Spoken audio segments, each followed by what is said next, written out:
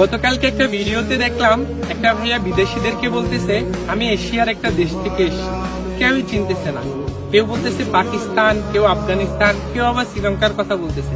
তখন ওই ভাইয়াটা বললো এটা ক্লোজ টু ইন্ডিয়া, ইন্ডিয়ার পাশের দেশ, এরপরও কেউ চিনতেছে না। এরপরে বললো ডক্টর মোহাম্মদ ইউনূসকে চিনেন, তাও কেউ চিনতেছে না। এরপর ভাইয়া বললো হামজা চৌধুরীকে চিনেন, ফুটবলার, তাও দেখতেছি কেউ চিনতেছে না।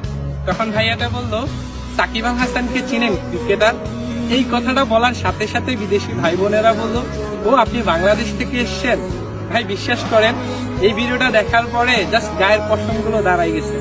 এখানে ইন্ডিয়ার পাশের দেশ, এশিয়ার দেশ, ডক্টর মোহাম্মদ ইউনূস, ফুটবলার হামজা চৌধুরী, এসব কাউকেই চেনে না বিদেশিরা। যখনই সাকিব আল হাসানের নাম বলছে তখনই সাথে সাথে সবাই বলতেছে বাংলাদেশ। মানে সাকিব আল হাসান বাংলাদেশকে কোন জায়গায় নিয়ে গেছে আপনারা কল্পনাও করতে পারবেন না। আসলে বাংলাদেশের মানুষ গুণীর কদর করতে জানে না তো, কিন্তু বিদেশিরা ঠিকই গুণীর কদর করে। আপনি বিশ্বের যেখানেই যাবেন, ক্রিকেট আর সাকিব আল হাসানের নাম বললেই সবার আগে সবার মুখে আসবে বাংলাদেশের কথা। এটাই সাকিব আল হাসান।